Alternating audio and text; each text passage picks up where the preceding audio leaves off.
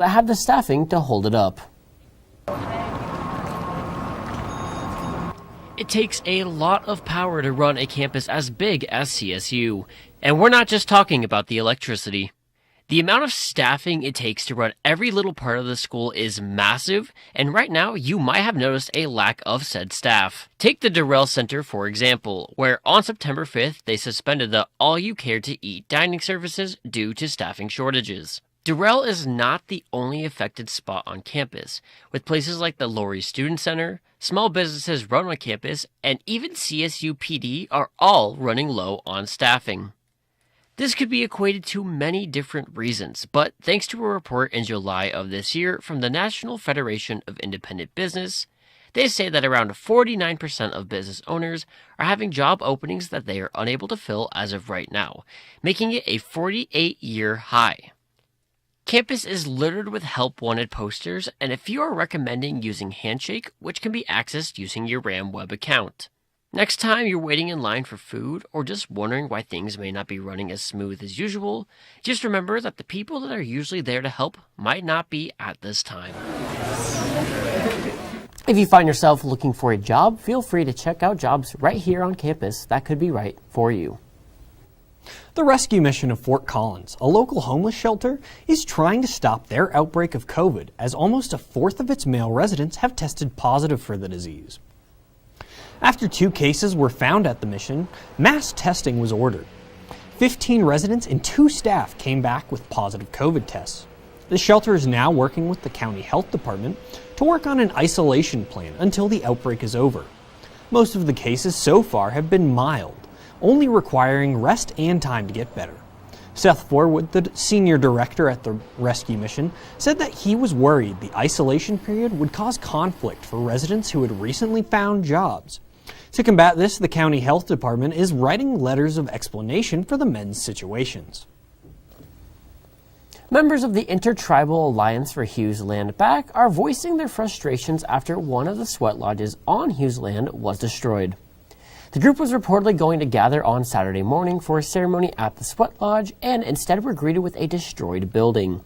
The lodge has since been up since July, but as the Coloradan reports, the members believe it was taken down somewhere between September 15th and 16th. This follows after the Alliance has called upon CSU and the city of Fort Collins to return the land back to its rightful owners after plans to purchase it occurred earlier this year. Claudia Menendez, Fort Collins equity officer, said the sweat lodge was taken down in order for the city to reseed the land for natural growth. For the first time in 16 years, the World Health Organization has updated its global air quality guidelines. And this time, a CSU professor has been able to give his input. Dr. David Rojas is an assistant professor of epidemiology here at CSU. His work on the new guidelines involved researching and identifying the largest populations that would be put at risk from poor air quality. He found that the health effects tied to the air pollution impact nearly all of the organ systems in our bodies. In 2019, air pollution accounted for about 12% of all human deaths.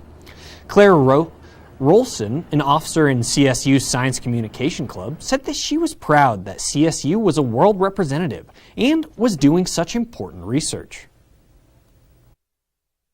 It's great to have someone who's a part of our school representing, and knowing that we have those resources here is also super impressive for CSU. The WHO says that exceeding the new air quality guideline levels can lead to a significant risk of health for populations.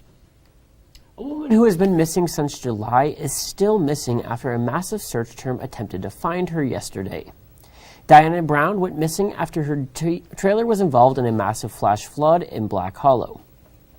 The bodies of 3 of her family members, including her husband, Richard, 85, and their 2 kids, Patricia, 59, and David Brown, 61, were found dead in the Pooter Canyon after the flood. The search team comprised of more than 120 searchers with dogs, but still turned up no results to any sign of Diana, leaving friends and family without any closure for one of the missing members of their family. As of now, there are currently no other scheduled searches to occur for Diana. A student at Colorado State University Pueblo was arrested Tuesday for possessing a large cache of weapons and over 1,000 rounds of ammunition. Robert James Killis was a 24-year-old student at CSU Pueblo. The police were tipped off that he was threatening students and staff on campus. Witnesses also reported that Killis said he liked to kill people. On Monday, detectives trailed Killis and saw a box of ammunition, bulletproof vest, and what appeared to be a firearms case in his truck. When executing a search warrant at his house, multiple loaded firearms and clips were found. Killis was arrested the next day for unlawful possession of a weapon on university campus. Or stick around. There's more news after the weather with Morgan Gardner.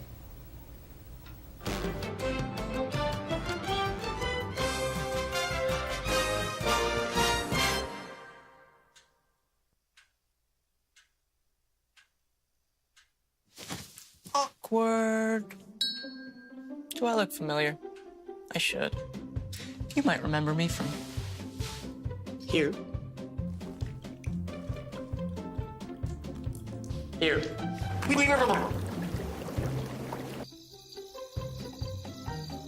Or maybe even here.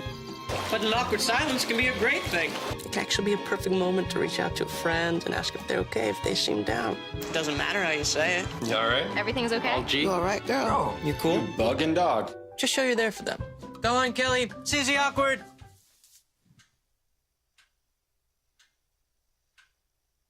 Hey, you haven't really been yourself lately.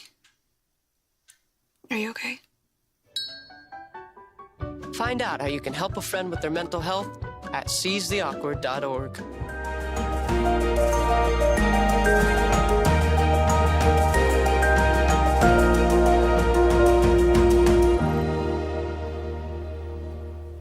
Fall is finally here.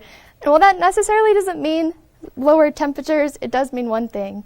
The spooky season is upon us, and a little bit of cooler weather is also here. How's it going, Rams? My name is Morgan, here to give you the rundown on all things weather. Starting off with current conditions, it is 72 degrees outside, mostly clear, not too many clouds. Some winds, 7 miles per hour, north-northwest, and the sunset as 6:53. And this narrative continues throughout the region tonight. Pretty quiet evening across the board. Across over here in the eastern region, Burlington at 49, Lamar at 48, and Sterling over there at 44. While across on the western region, we have Vail at 38, Gunnison at 31, and Telluride at 40. While Alamosa is down there at 32, making it a pretty chilly evening as well for them. As we look into tomorrow's forecast, it's pretty consistent across the board as well. As we can see here, there's a lot of 77s on the board. So Craig up there at 77, Fort Collins at 77, Sterling at 77, and Lyman at 77. Lamar over there at 84 degrees. Well, Telluride gets its nice taste of the fall weather at 66 degrees. And there's been some record highs and record lows this summer season and going into fall. Denver had a record high. Denver had a record hot weekend, but Noco Town was the coldest in the U.S. And as we go into tomorrow's forecast, 77 degrees, partly cloudy with a little bit of wind, 8 miles an hour east-southeast. Sunrise at 6:49 a.m. and sunset at 6:53. And record highs and record lows throughout the region this year. Denver had a record hot weekend, but Noco Town was the coldest in the U.S. Colorado served us with yet another hot and cold trick this weekend as temperatures reached record heat along the Front Range. It was a way different story up in the mountains, though. According to the National Weather Service, on Saturdays, it was 93 degrees, which set a record for September 18th. The temperature recorded was tied with the previous high set over 100 years ago in 1895. NWS, National Weather Service for Boulder, tweeted out record high tied at Denver International Airport. Denver International recorded a temperature of 93 degrees this afternoon. This ties the previous record high for Denver, last set in 1895. The Fort Collins area reached the low 90s on Saturday, but less than 100 miles away, Walden, Colorado was setting quite a different record. On Saturday evening, Walden reached 20 degrees, and snow was falling from the sky. Needless to say, residents were shocked. Walden resident Robert Ainsworth posted a picture on his Instagram feed after waking up to a blanket of snow in their backyard. So, while the rest of the U.S. was heating up, Walden enjoyed a cool premiere into the fall season. Luckily for us, we won't be receiving any snow this week or anytime soon. And as we hop into our 5-day forecast, it's looking like a cool fall entrance into the week ended quick, as today and the next few days get back into the summertime feel. We see highs well into the 80s before our next cool down arrives by late next week. 85 on Saturday, 88 on Sunday, and 85 on Monday. Minimal cloud coverage too, making it feel like days right smack dab in the middle of June. Overall, fall is waiting a while before making its entrance, unless you're Walden, Colorado, that is.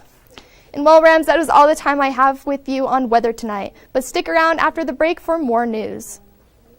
Hey, Bobo, do trees tell each other stories? I'm sorry, I'm afraid I don't know that. Hey, why don't we go find out? Listen. Do clouds take naps? I couldn't tell you. Dad, do stars visit their friends? Look!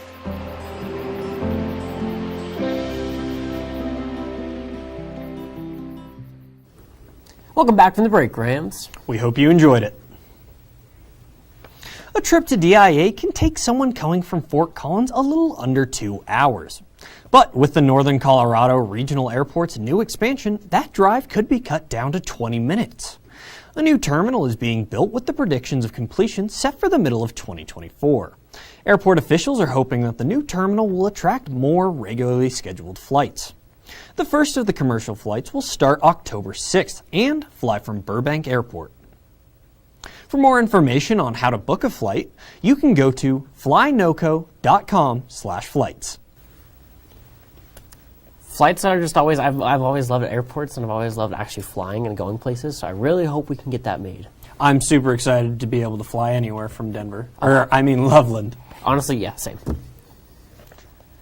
Now, let's throw it over to our live reporter, JJ, to learn about ASCSU's decision over Call Out CSU. Thanks, Kenny. The ASCSU Senate came into session last night to hear the demands of activist groups like Call Out CSU over last week's protest in the university's defense of the First Amendment. I do want to give a fair warning to those of you who may be triggered by the subject of sexual assault.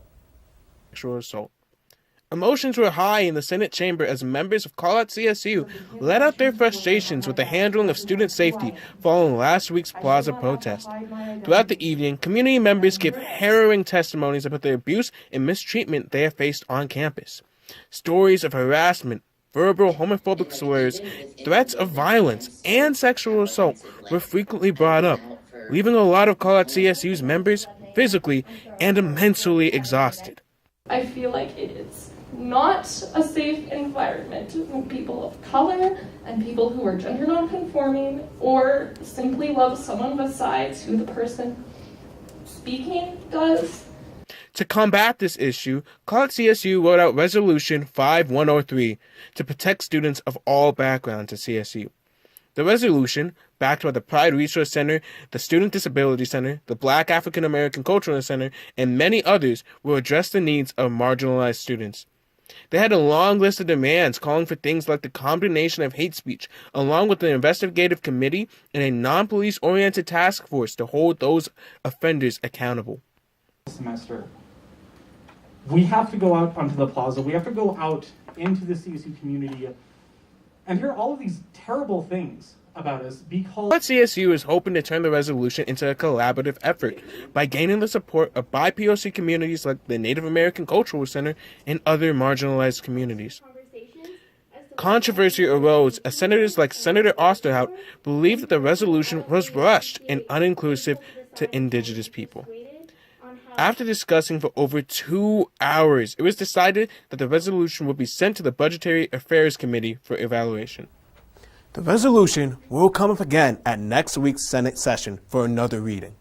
We will continue to keep you updated on this resolution as more information becomes available. Now, back to you guys. Thanks for the information, JJ. Purdue officials are reporting that the Stag Hollow wildfire is now 100% contained. The fire began last week with fire officials offering out voluntary evacuations for residents nearby.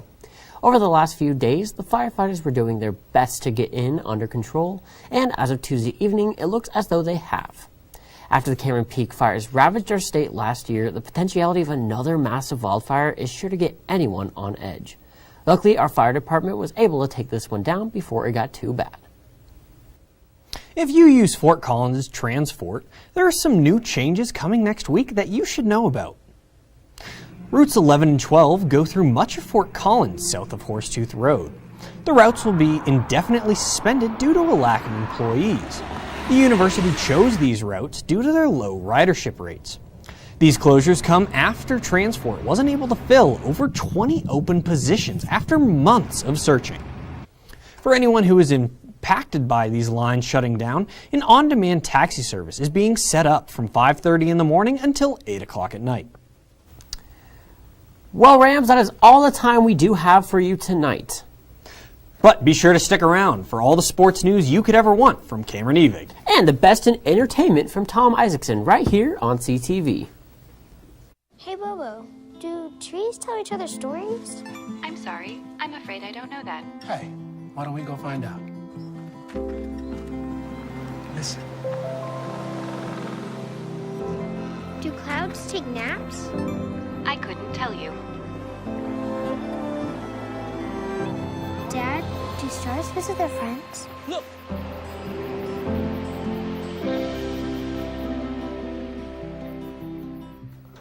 What's up, Rams? Welcome back to yet another week of Cam's Corner. I'm your host, as always, Cameron Evig. CSU basketball just announced their 2021-2022 schedules. We'll take a deep dive into how all these high-profile non-conference games give the Rams a serious shot at being in the NCAA tournament come March. Plus, Rams football plays a top 5 opponent on Saturday. Can they pull off the massive upset? All that and more on Cam's Corner, starting right now.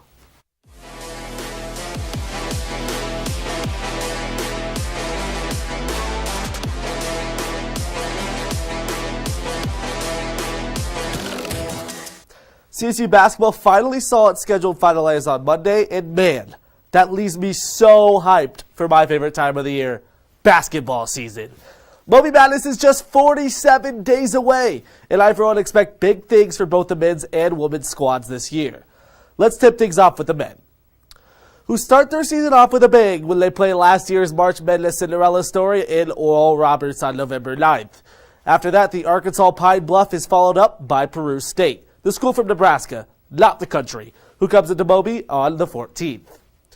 Look for Isaiah Stevens, David Roddy, and the crew to get off to a 3-0 start early in the season. And with non-conference tournaments like Paradise Jam around Thanksgiving and matchups against SEC squads like Alabama and Mississippi State, I feel like this program is finally going dancing, a goal that eluded them last year.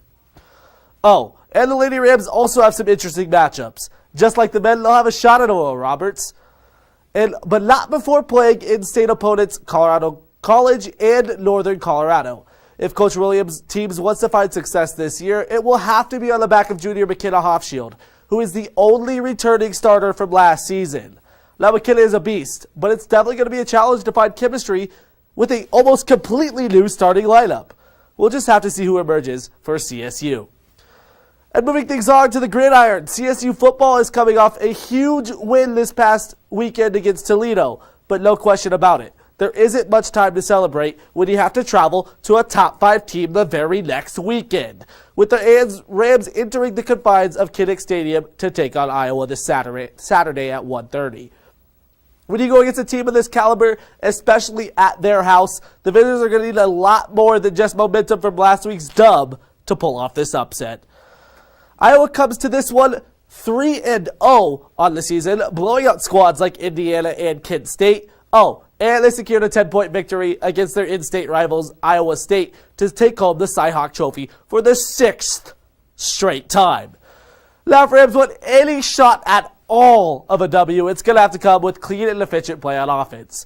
I feel like even one turnover could put this one out of reach. I mean, how can I be wrong? Iowa has 6 interceptions in 3 games and held those teams to just 30 points combined. And 17 of them came from number 14 ranked Iowa State. Iowa's defense is well coached and tough, and Todd Centeio has to be smart with the football if CSU wants to find success. Not to mention that winning the time of possession battle is also going to be key to keep that talented Hawkeyes offense off the field. And although they picked it up against the Rockets, the Rams' defense has not been good this year, giving up 42 and 24 points respectively in their first two games. But hey, it looks like the CSU D listened to my criticism last week, and they're going to have to perform even better on Saturday if they want a shot at beating the Hawks. Let's get into my prediction. Now, this might be hard for CSU fans to swallow, but let's just say I'm not going anywhere near that 23.5 spread that CSU has to cover this week. The Rams are going to lose, and they're going to lose badly. Enough with that, though. To end off the night, it's time for a weekly news series I'm very excited about called the Ram Play and Ram of the Week. Every Thursday, I'll pick one player and one play to be featured on Cam's Corner that made me smile over the last 7 days. So let's get into it. This week's Ram of the Week has to be Rams kicker Caden Camper. The third-year kicker went a perfect 5 for 5 against Toledo for 16 of CSU's 22 points. This junior from Pueblo earned the Mountain West Special Teams Player of the Week, and it's safe to say that Caden played a huge part in a Rams W against Toledo. He had all but 6 of our points.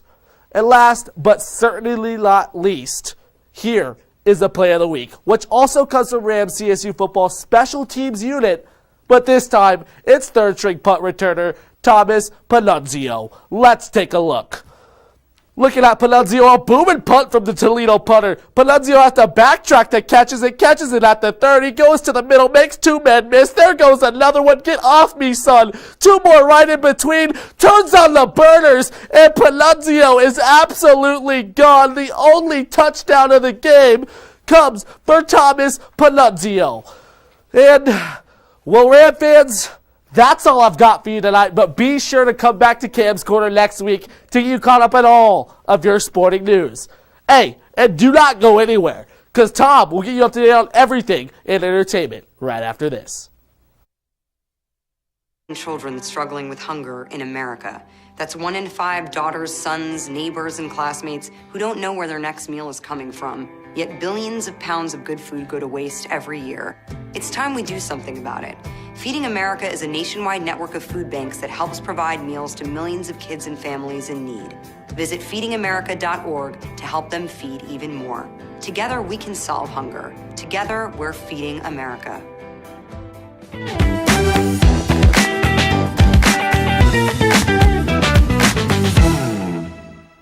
How's it going, Rams? My name is Tom Isaacson, and welcome back to your Thursday night entertainment wrap-up. I can't wait to tell you all the cool things I have planned for you tonight, so let's get straight into it. And tonight we start with some news about the Fort Collins Farmers Market. As Morgan said, fall is finally here, and this is what you need to know about the market. The Farmers Market, which is held weekly on Wednesdays at Harmony and LeMay, is coming to an end this upcoming Wednesday. This will be the last chance to get your hands on home goods before it's gone till next year. I've always been a fan of the kettle corn and roasted peppers when I go. Now, let's talk music. Big music news coming up as the Fort Collins Symphony is returning to the Lincoln Center next Saturday. The Fort Collins Symphony will be playing lots of emotionally packed music, the likes of which from Leonard Bernstein and Jesse Montgomery. To view more about how you can go to this performance, head online to www.fcsymphony.org. This looks to be a blast. Now, as I've established on this show, I'm a food fan, and this week I got to put my money where my mouth is, and some tasty food where my stomach is, by taking a trip down to Fort Collins' hottest chicken stop. Music City, otherwise known as Nashville, Tennessee, is just over 1,200 miles from Fort Collins. Jordan and Sam, avid lovers of hot fried chicken, CSU grads, and music enthusiasts, set out to make the perfect place for Fort Collins. And here it is, Music City Hot Chicken. Music City is Nashville's coined term, and then hot chicken, because that's what we do best. Sam used to take some cross-country trips on his motorcycle and stopped in Nashville. Loved the concept of the hot chicken. Figured there was nothing here in Fort Collins, so got together with Jordan and just kind of blossomed this idea of Music City Hot Chicken. As enthusiasts of live music, Jordan and Sam wanted a space where they could promote local live events around town, and the atmosphere definitely generates that feel. We do a lot with local bands and local venues around town.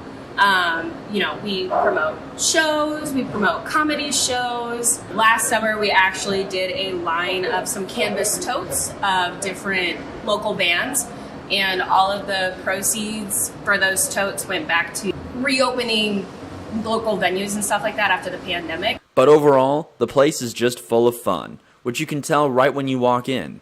You can be sure the chicken is hot and the music is loud. We are a family business, and so we get families in here. You get the people that come in here and just want to belly up to the bar and have some drinks, the college kids. Now, as much as I want to talk about Music City Hot Chicken, unfortunately, we are out of time. Thank you all very much for tuning in this evening. Don't forget about our Monday sports show next week. Good night.